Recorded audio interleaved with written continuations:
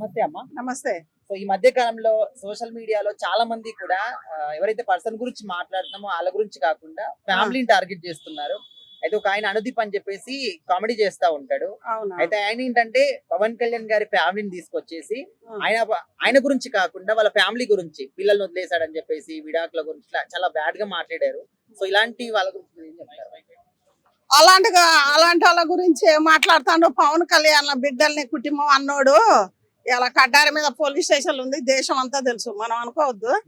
ఇప్పుడు ఏదన్నా మీకు మాట్లాడాలంటే పవన్ కళ్యాణ్ గురించి మాట్లాడు. ఇది ఇలాది ప్రభుత్వంలో ఇది చేయటం అది చేయటం లేదని మాట్లాడు, అదొకటి బాగుంటది. అసలు వాళ్ళ కుటుంబం ఆడల జోలికి ఎందుకు పోతారా? ఆడదాని ఉసురాను సాపిన మీకు తప్పకుండా అది తలుగుతుంది. అలాడు దేవుడికే తప్పలే మీడియంతరా. అసలు వాళ్ళ పిల్లలందరికి మీకు ఏం స్థాయి ఉంది? రోడ్డు మీద వదిలిపెట్టిందంటే మీ ఇళ్ళకి వచ్చిండ్రా?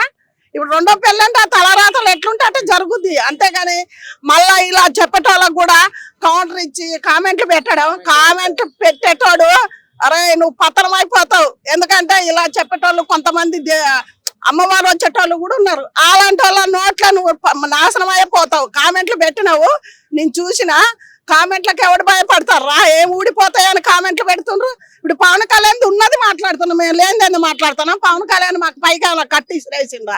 ఏది లేదు. ఇప్పుడు వాళ్ళ అమ్మాయి వాళ్ళ భార్య అంటే వదిలిపెట్టిండంటే వాళ్ళిద్దరికి ఏం మనస్పర్ధలు వచ్చినాయో వదిలిపెట్టుకున్నారు. దానికి మనకు సంబంధం లేదు. పవన్ కళ్యాణ్ మీకు ఏమన్నా ఏం చెప్తారో దాని గురించి అడుగు. ఇలా చేయమని ఆయనతో చేపించుకోరు. కానీ వాళ్ళ పిల్లల గురించి ఎందుకు? వాళ్ళ పిల్లలు మొన్న ఆమె రేణుదేశ గురించి కూడా ఎవడో బ్యాడ్ కామెంట్లు అది ఇది పెడితే వాడిని పోలీస్ స్టేషన్ లో పెట్టింది.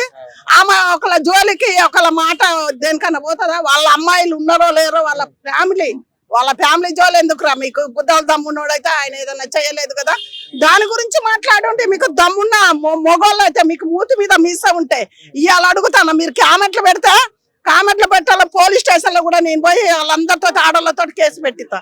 ఎందుకంటే అలాంటివి రావద్దు. ఎవరో ముసలోళ్ళు వాళ్ళు కూడా పాపం ఏదో వాళ్ళు చేసుకుంటుంటే వాళ్ళ కామెంట్లు పెట్టడం ఎందుకురా? కామెంట్లు పెట్టేది మీకు ఏదన్నా ఉంటే ఇప్పుడు పవన్ కళ్యాణ్ మీద పగుందేమో, పగున్నా కానీ ఆడలో జోలి పోకుర్రు మీరు. ఇప్పుడు కామెడీగా మాట్లాడాలనుకుంటే చాలా ఎగ్జాంపుల్స్ తీసుకోవచ్చు. ఉదాహరణగా దేని మీద బోల్డ్ ఉంటాయి, కానీ ఇక్కడ ఫ్యామిలీని టార్గెట్ చేసి అది కూడా పర్సనల్ లైఫ్ కి వెళ్ళిపోయి పిల్లల్ని వదిలేశాడు ఇట్లా మాట్లాడడం కరెక్ట్ అంటారు? ఇలాంటి వాళ్ళకి ఏం శిక్షలు వేస్తారు? ఏం శిక్షలు వేయాలంటే పవన్ కళ్యాణ్ ఎక్కడున్నా ఏడున్నా ఆంధ్రాలో ఉన్నా తెలంగాణలో ఉన్నా వాళ్ళకు ఒక్కొక్కళ్ళ పెద్ద శిక్ష వేయాలి. మళ్ళీ ముడ్డితోటి డేక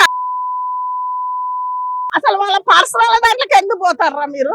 ఇప్పుడు ఇప్పుడు ముఖ్యమంత్రులు ఎమ్మెల్యేలు ఎంపీలు వాళ్ళ పర్సనల్ జోలికి ఎవరన్నా పోతారా? ఎందుకు పోవాలా? పవన్ కళ్యాణ్ ఒక్కడు మంచిగా దొరికిండు టార్గెట్. వాళ్ళ ఫేమస్ అవుతామని పోతారు. ఫేమస్ గా నిజంగా చెప్తాను, మీకు పుట్టగతి లేకుండా చేస్తాడు. ఎందుకంటే ఏ ప్రజల గురించి ఆయన విమర్శించటలే, ఎవరి గురించి ఆయన మాట్లాడతలే.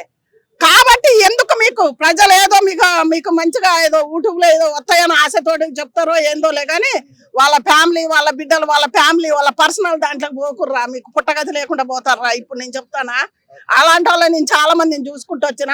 పవన్ కళ్యాణ్ జోలికి వాళ్ళ ఫ్యామిలీ వాళ్ళ బిడ్డ ప్రతి ఒక్కళ్ళది కూడా వాళ్ళ ఫ్యామిలీ జోలి పోకు. నీకు ఏ మగోడైనా దమ్మున్నోడైతే ఎదుర్కోండి. అది ఒక్కటే నేను మాట్లాడేది.